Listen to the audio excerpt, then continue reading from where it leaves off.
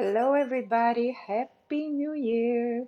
So, New Year's resolutions. First of all, I will just say, yes, I totally agree that we should not be forcing ourselves to make decisions when we're not actually ready. It's not going to work. Let's face it. It's not going to work if you're not actually ready to make changes in your life. Do we need to make decisions to make our lives better and to grow? Absolutely, yes. Staying in your comfort zone is not going to help you grow. That's not the point in life, I think.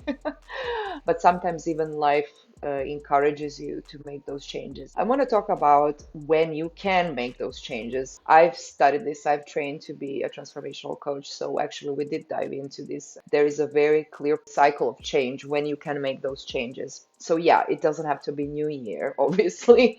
I actually made a lot of decisions in different times of my life to make my life better, to design my life in a way that feels good. So, yeah, it definitely is not always New Year's. Like, I actually made this decision to lose weight when I had problems with my knee. It wasn't on the New Year. I didn't want to start on the 1st of January. I actually started when I started having actual health problems, and that's when I made the decision to get in shape. And I did it, because I had motivation to do it. When life pushes you to make changes, that's when you're going to do them. So it can be anytime. One of the things that one of you commented is like you don't want to put pressure on your family. I just want to say I understand that when you have a family, your decisions to make your life better or make yourself better will affect people in your life. I think for the better usually, because if you're feeling better and if you're growing and if you're making your life better and feeling good, that everyone else around you should benefit from that,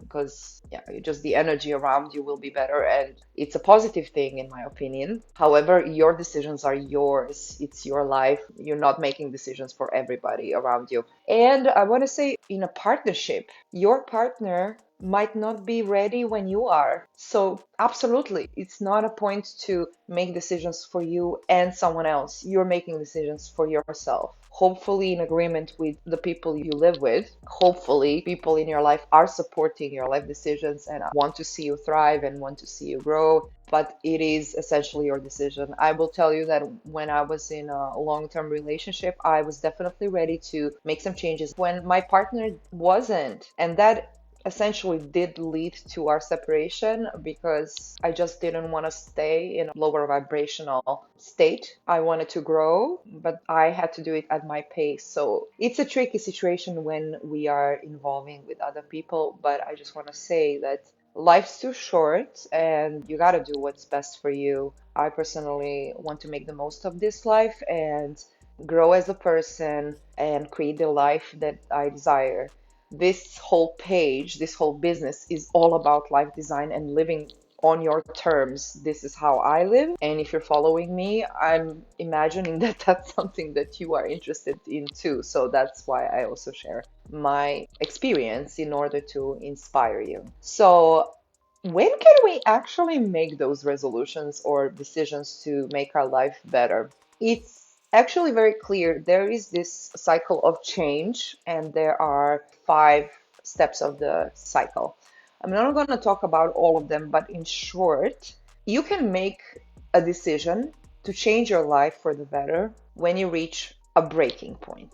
That's when you should be actually making those decisions, because if you're not there yet, it's not going to stick, it's not going to work. And that's oftentimes the reason why New Year's resolutions don't actually stick. Because if you force yourself to make a decision on January 1st because everybody says so, and you're supposed to do it on that exact date, and you're not actually at your breaking point, you're not going to stick with it because you're not going to be motivated enough to do it. Okay? So, when do we reach the breaking point? There has to be a certain period of time of discontent in your life that needs to pass. So let's say that you're unhappy with your job. A lot of the times people actually suck it up.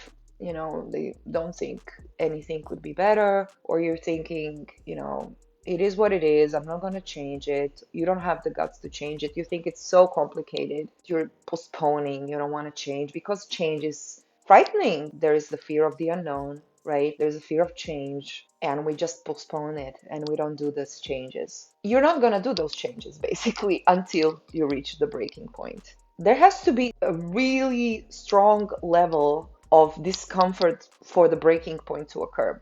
This can be your boss maybe being so disrespectful, it just gets too much and you just can't handle it anymore and you just decide, okay, fuck it, I'm gonna quit my job. Or your relationship, gets to a point where it just becomes unbearable and you feel like, okay, I can't be myself, I cannot do this anymore, I'm fed up. And that's when you feel like, okay, I need to make a change, and you start finally finding that motivation to make the change. Because obviously there has to be some kind of motivation. Usually, uncomfortable situations in our life is what pushes us to make those changes. Let's say when you break up with someone, you do a makeover, or you start doing the things that you love because you lost yourself in the relationship. You wouldn't have done it probably or otherwise, right? So I actually see all of the bad things in my life as blessings because they help me grow, they help me move forward in a new direction, and the experience actually teaches me something. So I always look at all the experiences as positive experiences in my life. If you do see where this is going, all right? So breaking point is the ideal time to actually make those decisions, not when someone else tells you you should be doing them. So taking the moment and then grabbing onto that momentum when you feel the breaking point and you're like, okay, fuck it, I'm fed up, I'm gonna make that change, and you go for it. There are two other steps after the breaking point. Once you start making those changes, because of the fear of the unknown and fear of change, you might start to question your decision and feel like, oh shit, what have I done?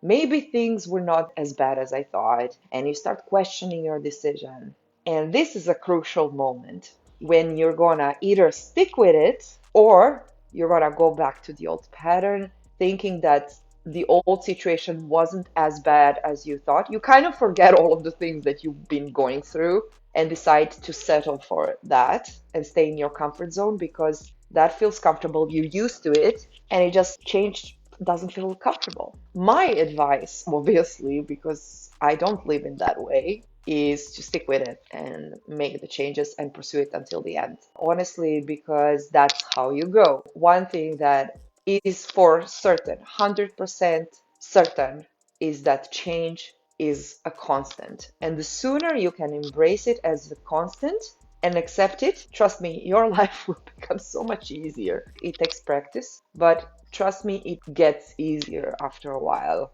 Thankfully, that is something that has really changed things in my life so much when I accepted change as the constant, which means I actually expect things to change all the time and I'm okay with it and I adapt very easily to any change. Then I don't get stressed out and overwhelmed, and I'm able to make those changes much easier when I do want to make changes. So oftentimes I don't even wait for the breaking point. I always set goals, even on monthly basis, to not feel overwhelmed. I make them smaller. It doesn't have to be a huge life transformation, right? It can be just little steps that feel comfortable, that is not too scary, and that is something that you can stick with. Again, bearing in mind this is all for your benefit and for your higher purpose to feel better in life.